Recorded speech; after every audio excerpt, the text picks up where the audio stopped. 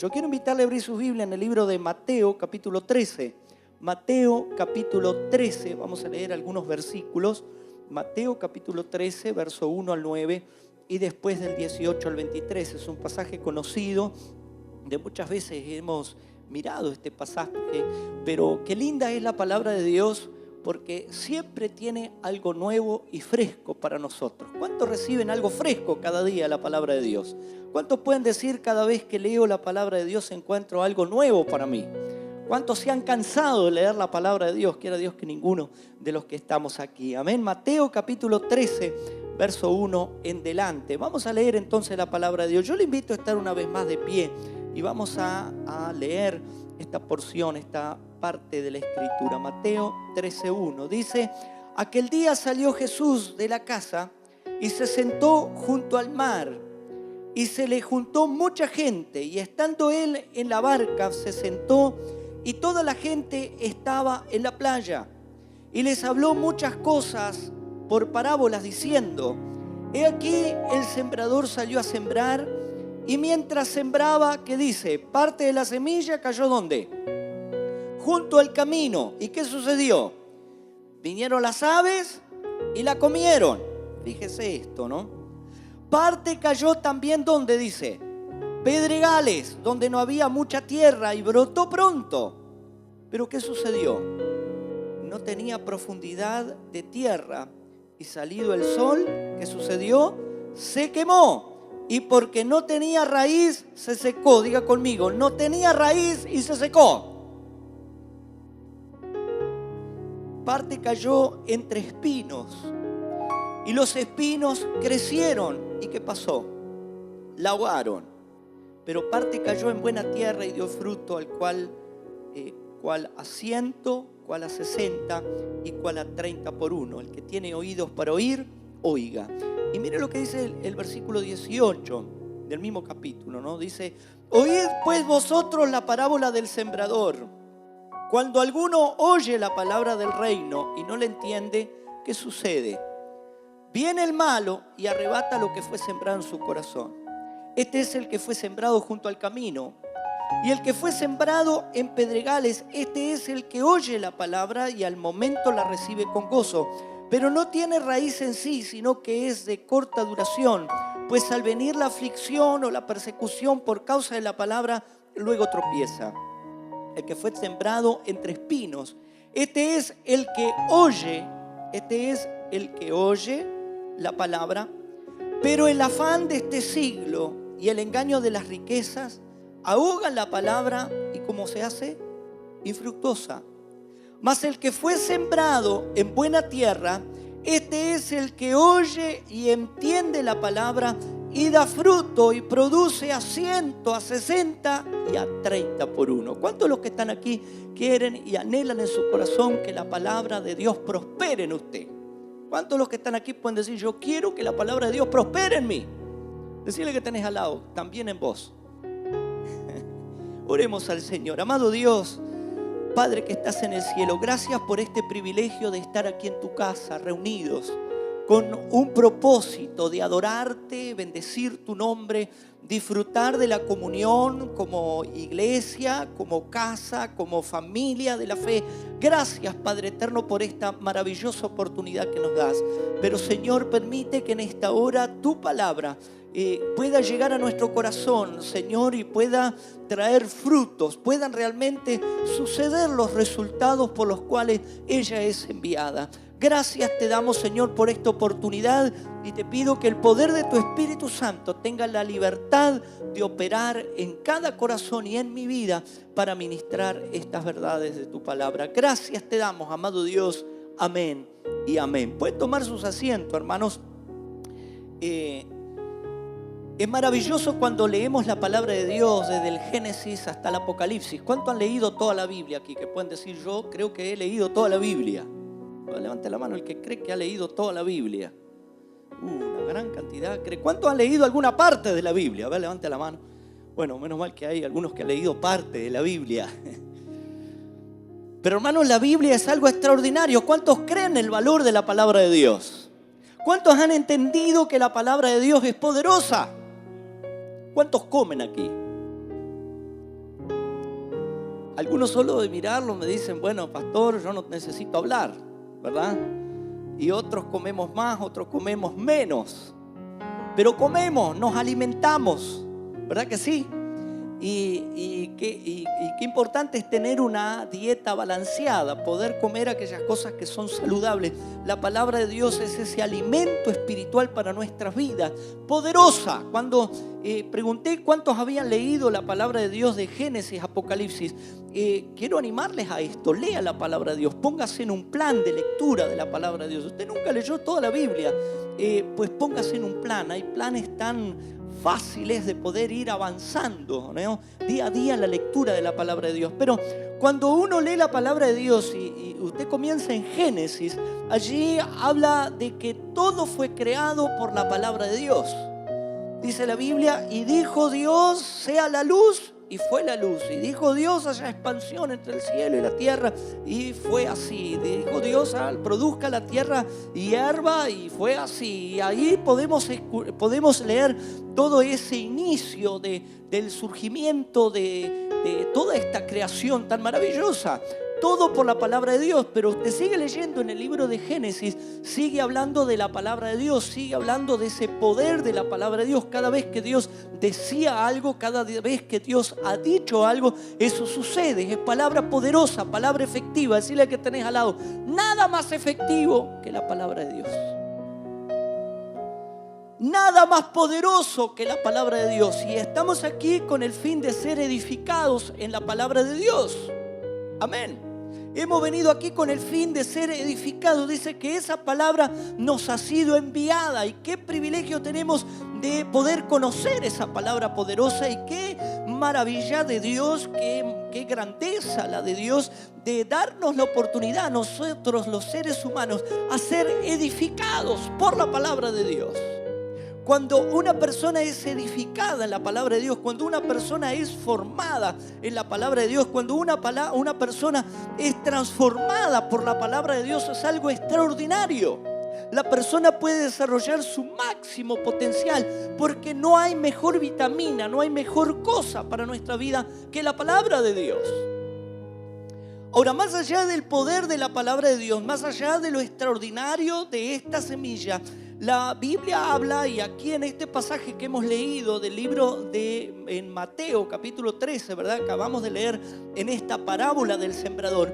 Jesús marca y enseña algo muy importante, y es que esa palabra de Dios es poderosa, esa palabra de Dios llega a nuestra vida, pero para que ella pueda completar su obra en nosotros, pueda dar su mejor fruto en nosotros, depende de ciertas disposiciones de nuestro corazón.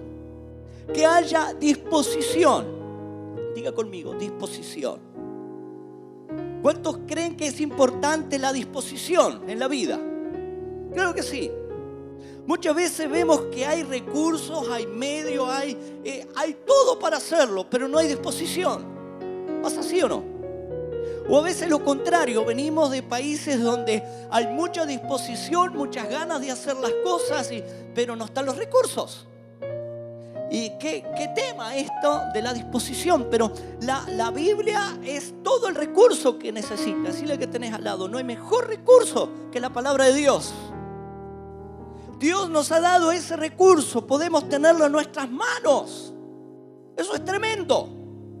Quiere decir que no podemos decir que no tenemos los medios para crecer. No podemos decir que no puedo desarrollarme, no puedo desarrollar mi mayor potencial. Quiero decirte, puedes hacerlo, tienes que lograrlo, porque tienes el recurso en tu mano, que es la palabra de Dios. Y lamentablemente muchas veces el problema no está en el poder de la palabra de Dios, sino la disposición que nosotros tenemos hacia la palabra de Dios. Y hay tres disposiciones esenciales que este pasaje nos muestra, y lo hace a través de comparaciones. Dice que el sembrador sale a sembrar, y esta semilla es la palabra de Dios. Nosotros conocemos la historia. Sale a sembrar y esa semilla cayó, dice, en diferentes terrenos. En otras palabras, podríamos decir en diferentes corazones, porque cuando Jesús hace la explicación de esta parábola, se refiere cuando la palabra es enviada a nuestro corazón. En esta mañana la palabra es enviada a nuestras vidas, es enviada a tu vida en esta mañana. ¿Cuántos dicen gloria a Dios por esto? La palabra de Dios es sembrada en nuestro corazón. Pero hermano, dice, hay 3 disposiciones básicas para que Dios pueda completar su obra en nosotros. En Filipenses capítulo 1, Pablo dice que el Dios que comenzó en nosotros la buena obra, la perfeccionará hasta ¿dónde dice? Hasta el final.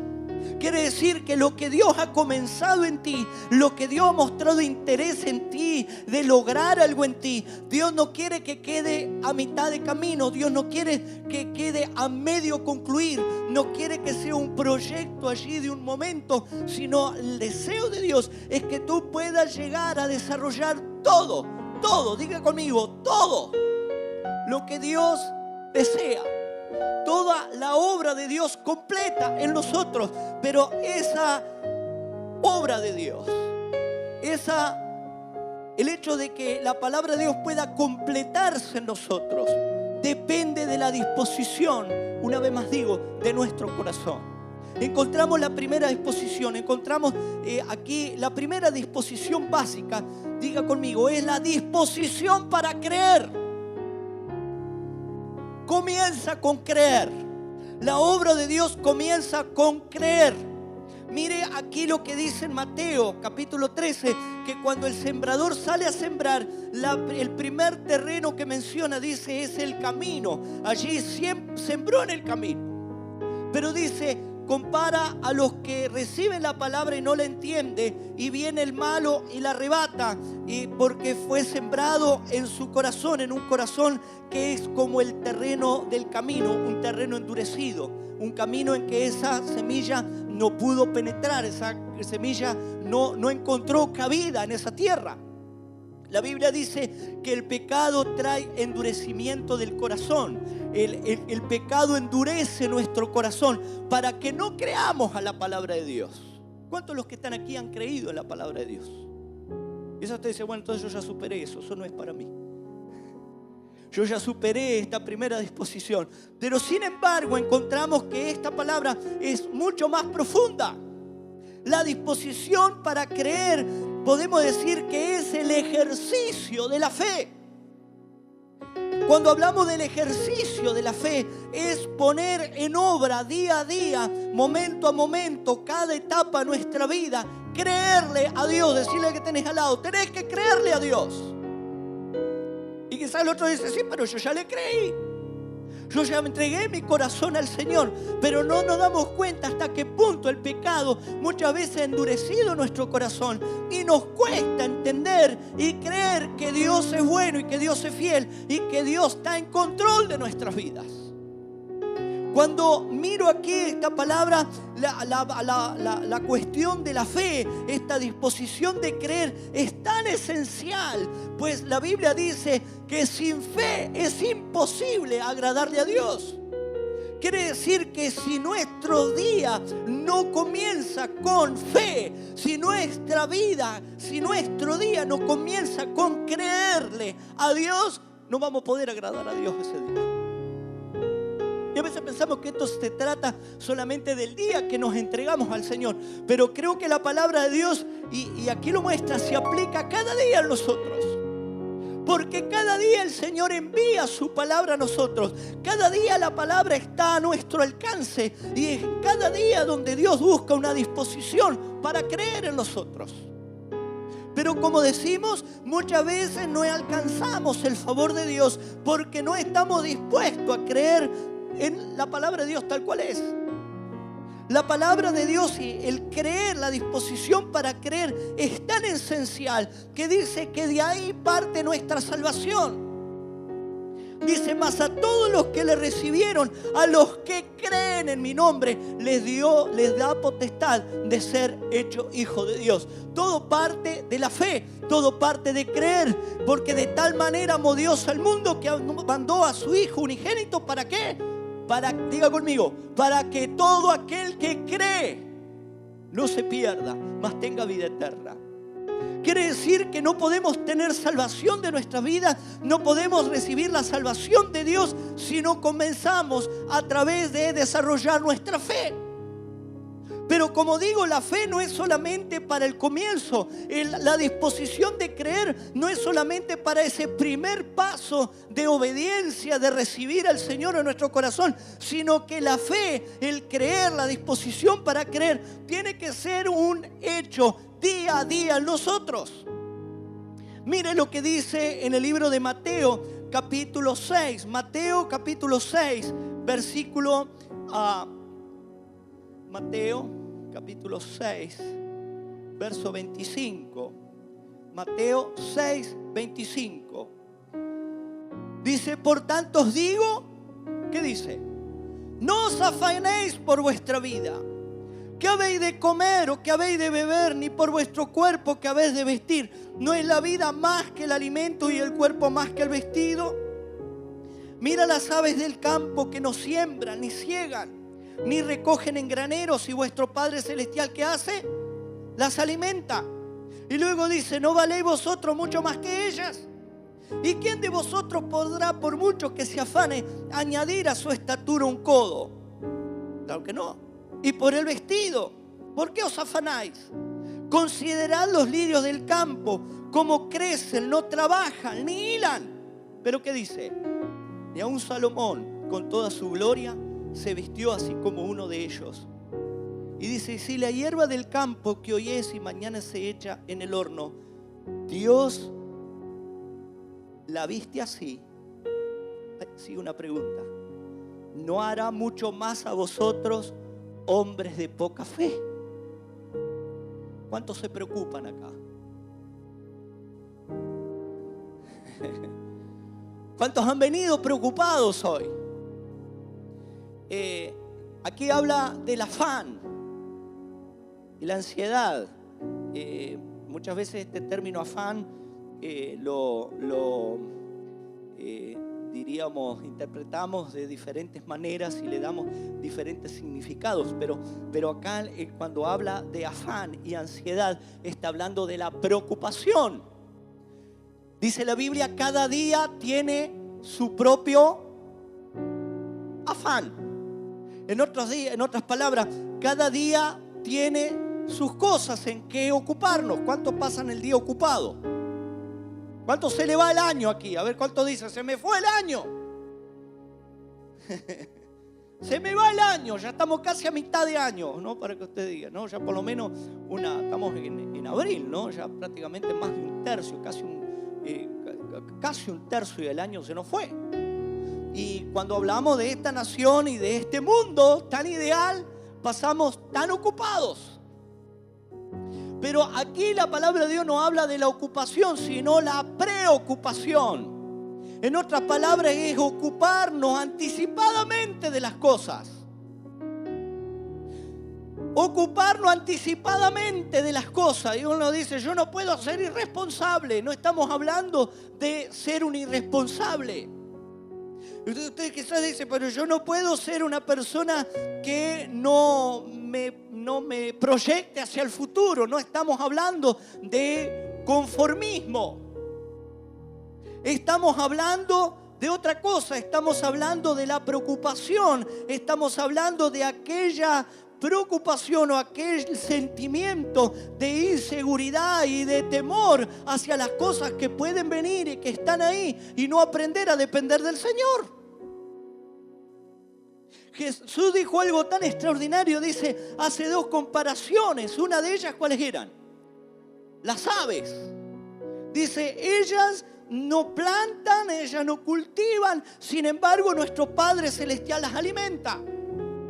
¿Por qué el Señor alimenta a las aves? Porque ellas no pueden producir.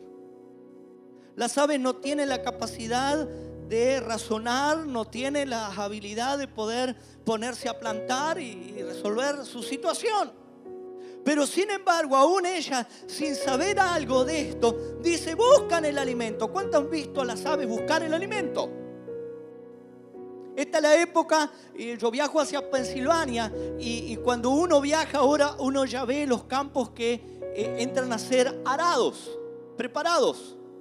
Y cuando alguien está arando, ¿qué es lo primero que usted ve detrás del que va arando? Las aves, en cantidad. Porque ellas buscan su alimento. Usted se sienta en la tardecita, usted se sienta al amanecer contra un campo, contra cualquier lugar allí natural, y usted puede ver las aves buscando. Decirle al que tenés al lado, tenés que buscar la bendición. Dios nos ha provisto, Dios le ha provisto a las aves, no le deja faltar, pero ellos lo buscan.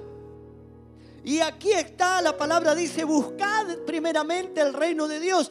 ¿Por qué te preocupas? Busca de Dios. Y usted dice, bueno, pero mi preocupación es precisamente esto, buscar una mejor vida, buscar una mejor condición. Pero cuidado con esto, cuando eso se transforma en un afán, cuando eso se transforma en una nueva palabra que surge ahora, el estrés. ¿Cuántos se acuerdan? A ver, ¿cuántos tienen más? Yo no voy a poner en evidencia acá, ¿no? Pero ¿cuántos ya doblaron la esquina? Voy a decir así, ¿no? Pero cuando alguno cumple 38 años, yo le digo, ya sentiste el señalero que vas a doblar la esquina, ¿no? Y cuando algún hermano dice, cumplí 41, ay hermano, ya doblaste la esquina, ya podés enderezar arreglar el señalero porque ya te enfilás a la segunda etapa de tu vida. Bueno, unos más, otros menos, ¿no? Pero el punto es que los que tenemos algunos años, a ver si se acuerda de cuando usted era jovencito o cuando usted era niño, a ver si usted se acuerda de esa palabra estrés. ¿Alguna vez se acuerda? ¿Alguno se acuerda de esta palabra? En mi tiempo no existía esta cuestión de estrés. Usted dice, es que no nos preocupaba, era que la gente no se preocupaba. Sí se preocupaba. Y había, digo, pero vivimos tan intensamente, hay tantas demandas, es un sistema que todo el tiempo nos tiene tan agarrado y tan metido que usted dice, llega un punto que dice, ¡ay, ya no! Y algunos ya pasaron del estrés y entraron en el pánico. ¿Cuántos entran en pánico acá? Vivimos una sociedad donde la gente entra en pánico y uno dice, ¡ay, esto parece tan simple, tan ridículo! Pero es así. Estaba escuchando algo respecto al pánico y dice que la palabra pánico viene de una palabra que surge de un dios griego llamado Pan.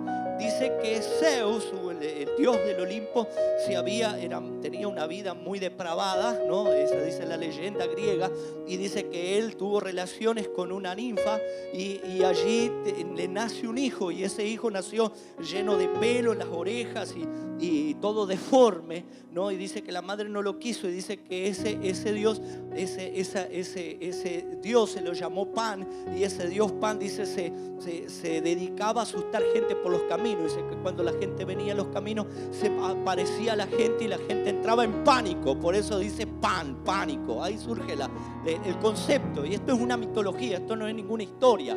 Esto es la mitología griega, de donde surge esta palabra pánico, pan. Pero vivimos en tiempos donde la gente entra en pánico, donde la gente se preocupa y se angustia, pierde el control. Se preocupa de ello y en lo que es el que está al lado, ¿sí o no? Ni vive el presente, no disfruta de las cosas que tiene, no puede sentir el placer de lo que Dios le ha dado. Las aves, dice, cada día salen a buscar su porción del día. Usted no encuentra aves, y bueno, son pocos los casos en la naturaleza de animales que almacenan cosas o guardan cosas para el invierno.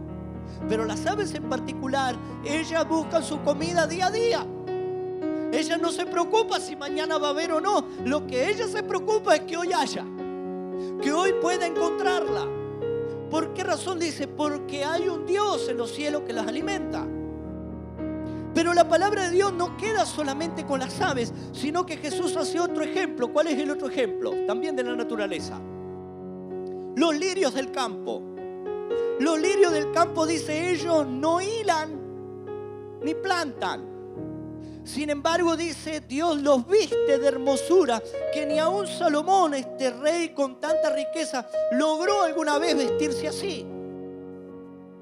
¿Y en qué encuentro una diferencia entre las aves y las plantas?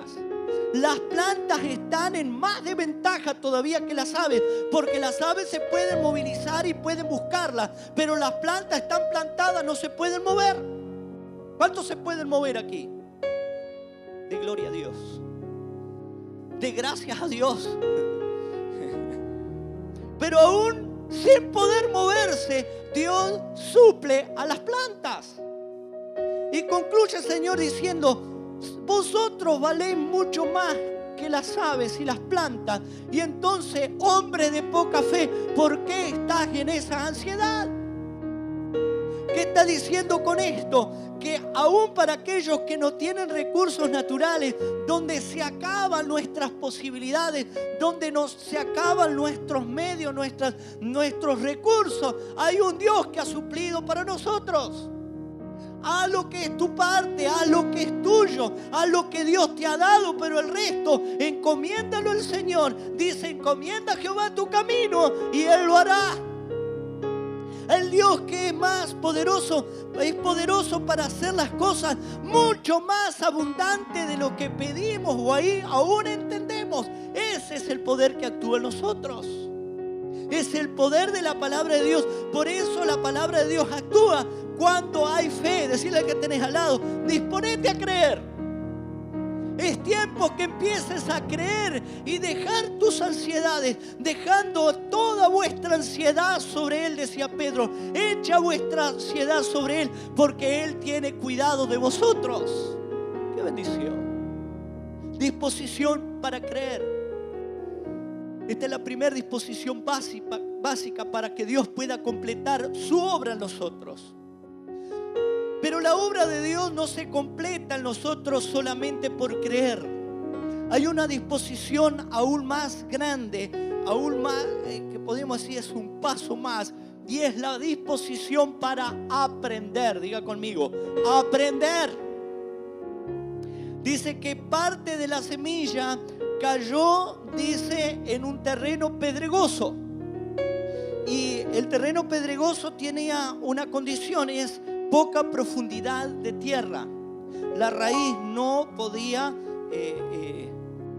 meterse, ¿verdad? Arraigarse, afirmarse.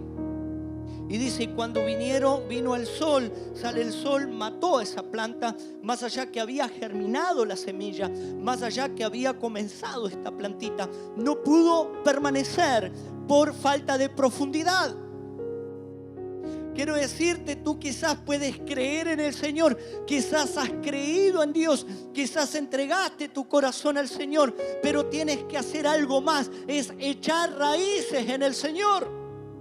Es aprender a agarrarte del Señor, es agarrarte de las promesas de Dios, es escudriñar las Escrituras. Y cuanto más nos metemos en la palabra de Dios, más aprendemos de la palabra de Dios, más nos nutrimos de la palabra de Dios, nuestra vida se fortalece. Y pueden venir pruebas, pueden venir luchas, pueden venir vientos, pueden venir tormentas sobre tu vida, pero vas a mantenerte firme.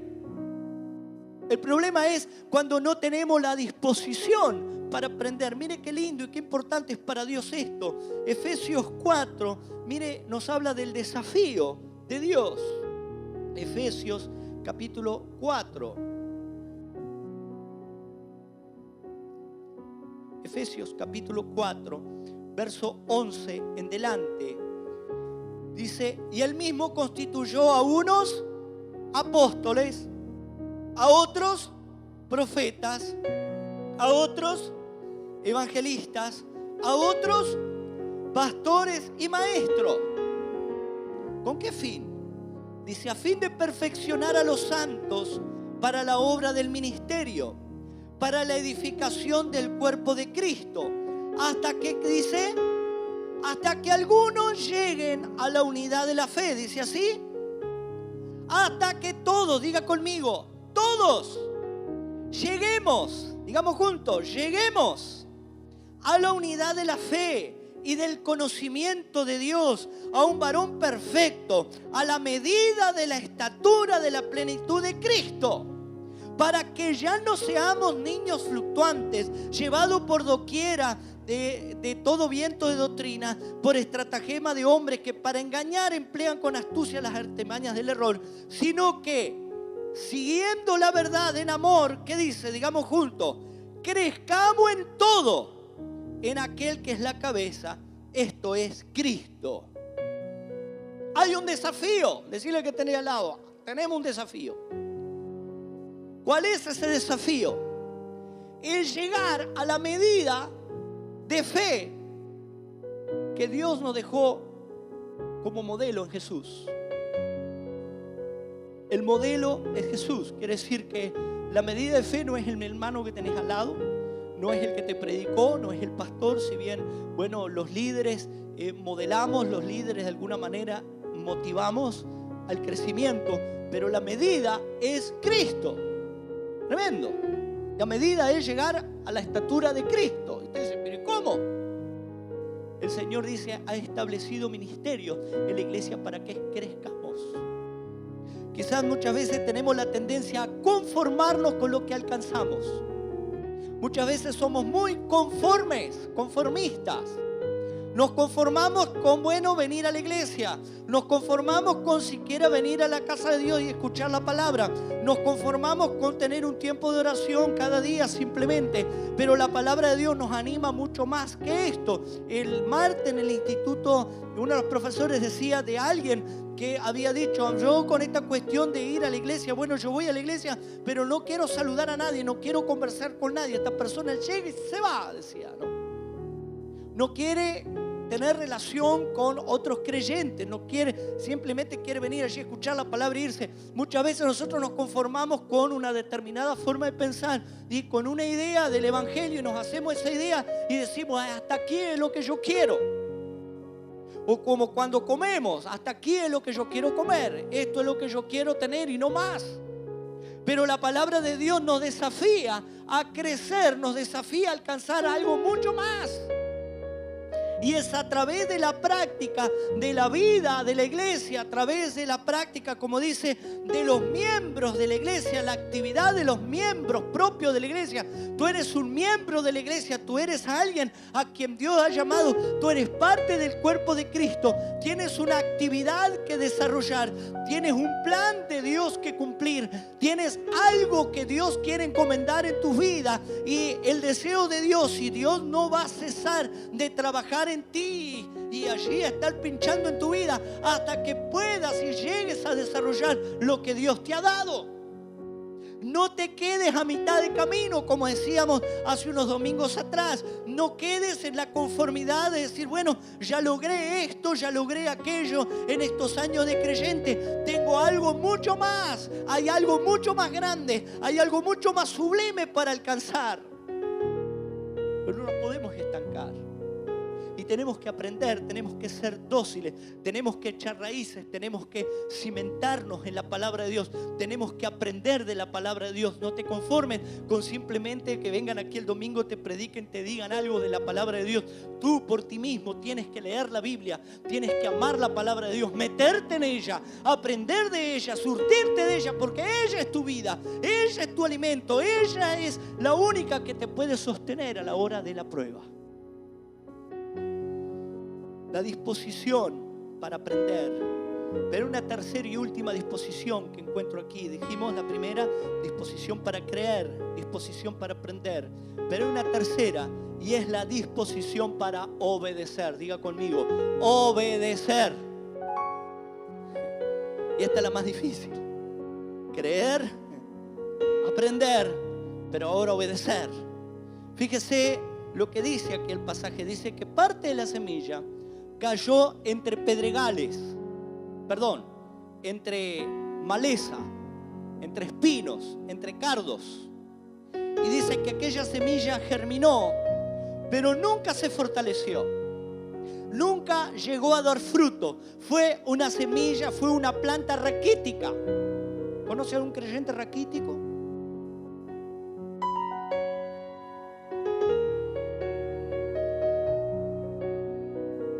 Todos mudos, ¿no? Creyentes raquíticos. El creyente raquítico no es aquel nuevo en la fe.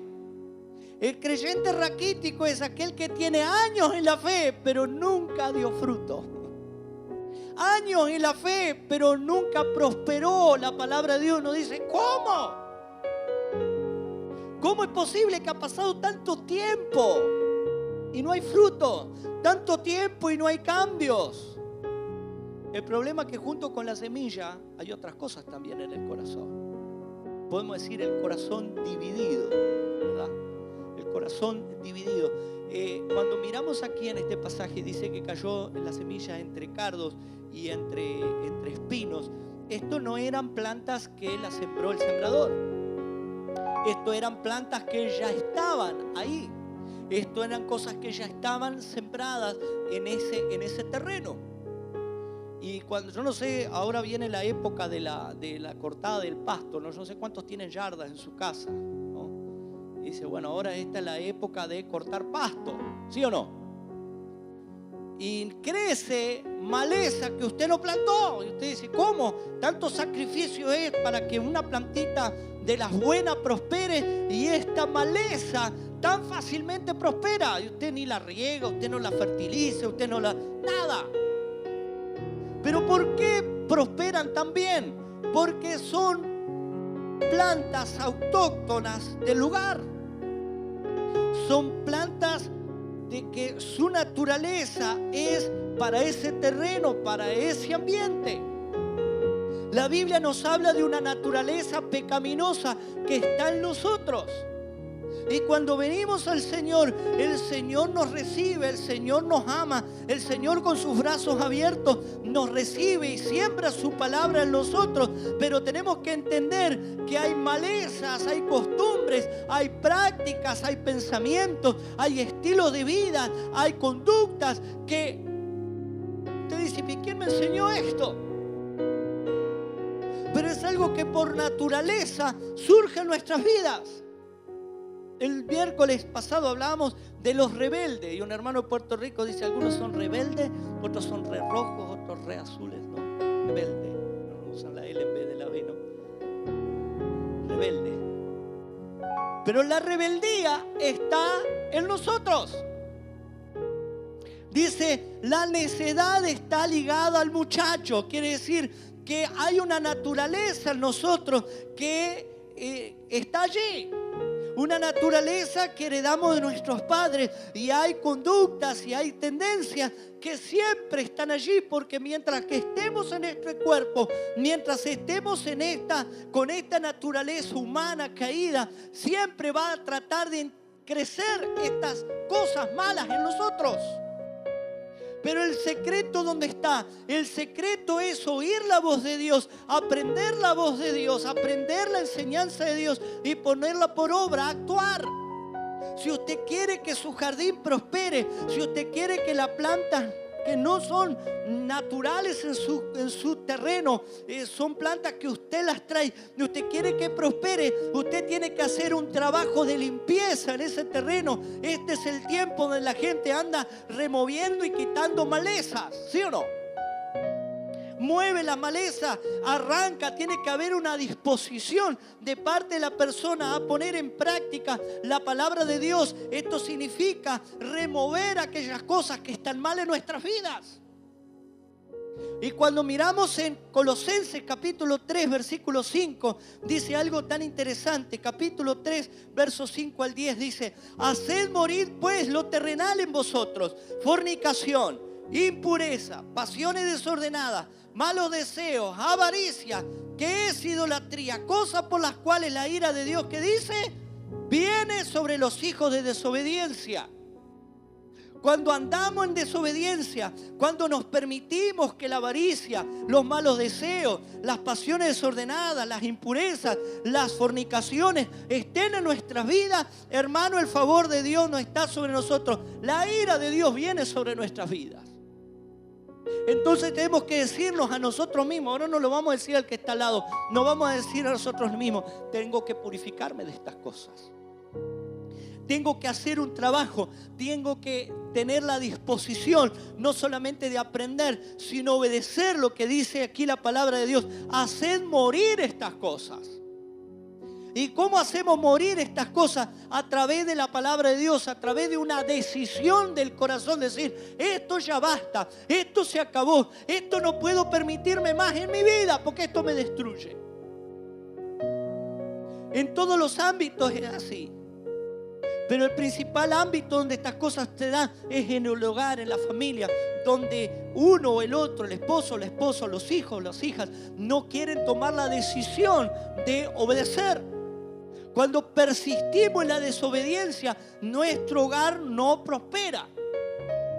El que encubre pecado, dice, no prosperará. Tiene que haber una decisión de la persona de desarraigar de su corazón, de quitar esas cosas, una decisión de decir no más en mi vida. Quizás usted diga, bueno, pero yo ya hice morir la fornicación, yo ya hice morir las pasiones desordenadas y tantas cosas que en otro tiempo vivía. Pero mire cómo continúa acá el capítulo 3, dice, pero ahora dejad también vosotros todas estas cosas: ira, enojo, malicia, blasfemia, palabra deshonesta de vuestra boca. No dice, no, pero acá ya son cosas más cotidianas. ¿Cuánto le viene la ira de a rato? Alguien dice, ¡qué horrible con la ira! Bueno, el problema no es la ira, el problema es qué hace usted con la ira. Esa es la diferencia. Porque la ira es un mecanismo de defensa que Dios ha puesto en nosotros. Dice, pero ¿y cómo? Digo, si usted ve a una persona que está maltratando y castigando a un niño indebidamente, ¿qué le da a usted? Ira, enojo. Si usted encuentra a alguien que está mintiendo, ¿qué le genera a usted? Ira, enojo. Es una forma de proteger, es un mecanismo natural que Dios nos ha dado. El problema no es la ira, el problema es cómo manejamos la ira. Jesús dijo, airaos, pero no pequéis. No dejéis que vuestro enojo, ¿cómo? Que no se ponga el sol sobre vuestro enojo. En otras palabras, tratad de resolver esa cuestión del enojo, de la ira. Y cuando hablamos de la ira y cuál es el problema de la violencia que hoy por hoy vemos en la sociedad, la violencia es el resultado del mal manejo de la ira. Usted se enoja, yo me enojo, pero usted no agarra a la persona que está dando ese maltrato a ese niño y le da una paliza, pero casi lo mata. Y usted le hace toda la descarga de ese enojo. Entonces ya eso más que justicia, usted lo que está haciendo es vengándose de alguna manera. Usted ya cuando pasa a venganza, ya esto es algo mucho más grave, ¿verdad? La violencia. Pero aquí, volviendo al pasaje, dice, habían muchas cosas tan groseras que uno dice, bueno, yo ya abandoné, pero sin embargo dice, bueno, pero la ira, el enojo y todas estas cosas ya son de todos los días, ya son más comunes a nosotros. Pero aún en estas cosas tenemos que trabajar, en obedecer al Señor, de desarraigar estos males en nuestra vida. 3 disposiciones: creer, aprender y obedecer.